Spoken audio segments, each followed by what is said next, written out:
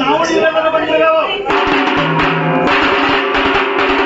ಅದಕ್ಕೋಸ್ಕರವಾಗಿ ವೀರ ಗುಣವಂತರು 5 ಮುತ್ತಿನ ಕಥೆಯನ್ನು ಕೇಳುವರು ಚಿತ್ತವಟ್ಟು ಆಲಿಸಿರೆ.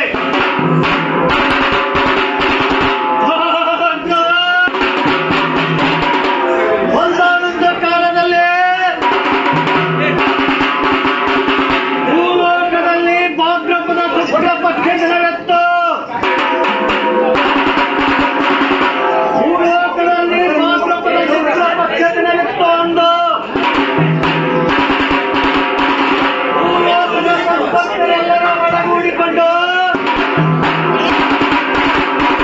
ಕೈಲಾಸಕ್ಕೆ ಓಡೋಡಿ ಓಡೋಡಿ ಓಡೋಡಿ ಹೋಗಿ ಗಜಮುಖನನ್ನ ಪಾರ್ವತಿ ಪರಶಿವನನ್ನೇ ಕರೆದುಕೊಂಡು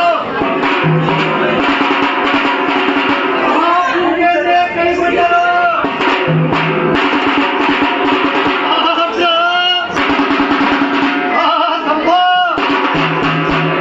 ಭೂಲೋಕದಲ್ಲಿ ಮಹಾಯಜ್ಞ ಕಾರ್ಯವು ನಡೆದಿತ್ತು. ಎಂತಪ್ಪ ಯಜ್ಞ ಕಾರ್ಯದಲ್ಲಿ ಲಕ್ಷ್ಮೀ ಸರಸ್ವತಿ ಅಷ್ಟದಿಕ್ಪಾಲಕರೆಲ್ಲರ ಒಳಗೂಡಿಕೊಂಡು ಈ ಭೂಲೋಕದಲ್ಲಿ ಯಜ್ಞ ಕಾರ್ಯವನ್ನು ಮಾಡುತ್ತಿದ್ದರು. ಎಂತಪ್ಪ ಯಜ್ಞ ಕಾರ್ಯದಲ್ಲಿ ಲಕ್ಷ್ಮೀ ಸರಸ್ವತಿಯರು ಬಂಗಾರದ ಬಾಗಿಲನ್ನು ಹಾಕಿಕೊಂಡು ಅತಿ ಸಡಗರದಿಂದ ಓಡಾಡುತ್ತಿದ್ದರು. ಈ ವಾಸಿಯು ತ್ರಿಲೋಕ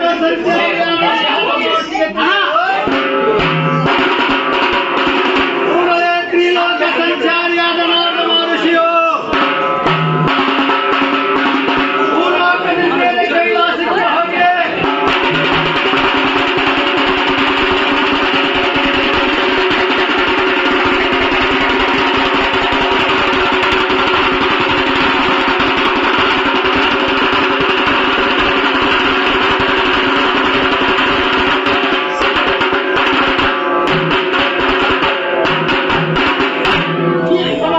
ಪಾರ್ವತಾದೇವಿಯೇ ಭೂಲೋಕದಲ್ಲಿಯೇ ನಿನ್ನ ಅಕ್ಕ ತಂಗಿಯರು ಬಂಗಾರದ ಆಭರಣವನ್ನು ಹಾಕಿಕೊಂಡು ಅತಿ ಸಡಗರದಿಂದ ಹಿಂತಪ್ಪ ವೀರಭದ್ರ ದೇವರ ಜಾತ್ರೆಯಲ್ಲಿ ಓಡಾಡತೊಡಗಿರುವರು. ನೀನು ಹೋಗುವುದಿಲ್ಲವೇ ಆ ಜಾತ್ರೆಗೆ?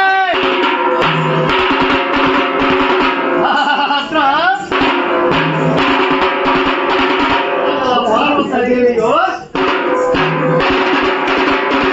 ಪರಶಿವನನ್ನು ಕೇಳುತ್ತಾಳೆ. ಓ ಶಂಕರ ಕರುಣ ಸಾಗರ, ಬೇಡಿದ ಭಕ್ತರಿಗೆ ಬೇಡಿದ ಇಷ್ಟಾರ್ಥಗಳನ್ನು ಕೊಡುವಂತ ದೀನ ಬಂದರೆ ಗಿರಿಜಾವಲ್ಲವನೇ, ಎಲ್ಲ ಅಕ್ಕ ತಂಗಿಯರಾದ ಲಕ್ಷ್ಮೀ ಸರಸ್ವತಿಯರು ಇಂತಪ್ಪ ಭೂಲೋಕದಲ್ಲಿ ವೀರಭದ್ರೇಶ್ವರನ ಪೂಜೆಯನ್ನು ನೋಡಲು ಅತಿ ಸಡಗರದಿಂದ ಬಂಗಾರ ಹಾಗೂ ವಜ್ರವೇಣದ ಆಭರಣಗಳನ್ನು ಮೈ ತುಂಬ ಧರಿಸಿಕೊಂಡು ನನ್ನ ಅಕ್ಕ ತಂಗಿಯರು ನನ್ನ ಅನುದಾನುತ್ತಿರುವರಂತೆ. ನಾನು ಕೂಡ ಎಲ್ಲರಂತೆ ಎನ್ನಲ್ಲವೇ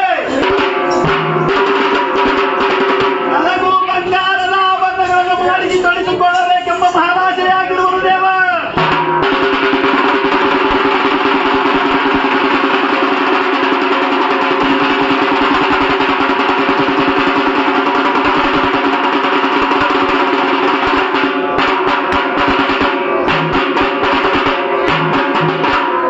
ನನಗೂ ಕೂಡ ಮೈ ತುಂಬ ಆಭರಣಗಳನ್ನು ಧರಿಸಬೇಕೆಂಬ ಮಹಾರಾಶೆಯಾಗಿರುವುದು ದೇವ. ನನಗೂ ಕೂಡ ಬಂಗಾರದ ಒಡವೆಗಳನ್ನು ಮಾಡಿಸಿ ತಡಿಸು ದೇವ ಎಂಬ ಪರಮಾತ್ಮನ ಪಾದಕ್ಕೆ ಬಿದ್ದರೆಗಳಾಗೆ ಪರಶಿವನು ಹೇಳುತ್ತಾನೆ. ಅಯ್ಯೋ ಪಾರ್ವತ ದೇವಿಯೇ, ಭೂಲೋಕ ನರ ಜನ್ಮದಂತೆ ನಿನಗೂ ಬಂಗಾರದ ಹುಟ್ಟಿ ಹಿಡಿದಿರುವುದೇ. ನಿನಗೆ ರುದ್ರಾಕ್ಷಿ ಮಾಲೆ ಮೈಕಪ್ಪ ಶಿವನೇ ಮತ್ತು ಹಣಿಯ ಮೇಲೆ ತ್ರಿಪುಂಡ ಭಸ್ಮ. ಅಷ್ಟೇ ಸಾಕು, ಅಷ್ಟೇ ಅನ್ನ ಧರಿಸಿಕೊಂಡು ನೀ ಆ ಕಾರ್ಯವನ್ನು ಮುಗಿಸಿಕೊಂಡು ಬಾ ಎಂದು ಹೇಳುತ್ತಾನೆ.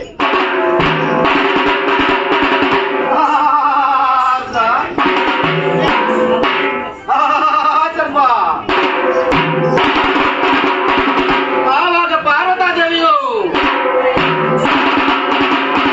ಅರ್ಥ ಮಾಡಿ ಶಿವಲಿಂದ ಪರಶಿವಮೂರ್ತಿಯೇ, ನನ್ನ ಅಕ್ಕ ತಂಗಿಯರು ಅಷ್ಟೊಂದು ಸಡಗರದಿಂದ ಓಡಾಡುತ್ತಿರುವರು ಮತ್ತು ಅವರು ನನಗೆ ಅವಮಾನ ಮಾಡಿದರು ಅಂದ ಬಳಿಕ ನನಗೆ ಬಂಗಾರದ ಒಡವೆಯನ್ನು ಮಾಡಿಸಿ ಕೊಡದೇವಾ ಎಂದು ಕೇಳಲು ಎತ್ತರ ನಮ್ಮ ಪರಶಿವಮೂರ್ತಿಯೇ, ಎಲ್ಲರೂ ಎನ್ನ ಸಾಂಗಣಿಯಾದ ಪಾರ್ವತಾದೇವಿಯೇ, ಹಾಗಾದ್ರೆ ತೆಗೆದುಕೋ ಈ ಒಂದು ಗುಂಡು ತೂಕ ಭಸ್ಮವನ್ನು. ಈ ಭಸ್ಮವನ್ನು ತೆಗೆದುಕೊಂಡು ಭೂಲೋಕಕ್ಕೆ ಹೋಗು. ಭೂಲೋಕದಲ್ಲಿ ಕುಬೇರ ಮಹಾರಾಜನಿರುವನು, ಅವನಿಗೆ ಈ ಒಂದು ಗುಂಡು ತೂಕ ಭಸ್ಮವನ್ನು ಕೊಡು.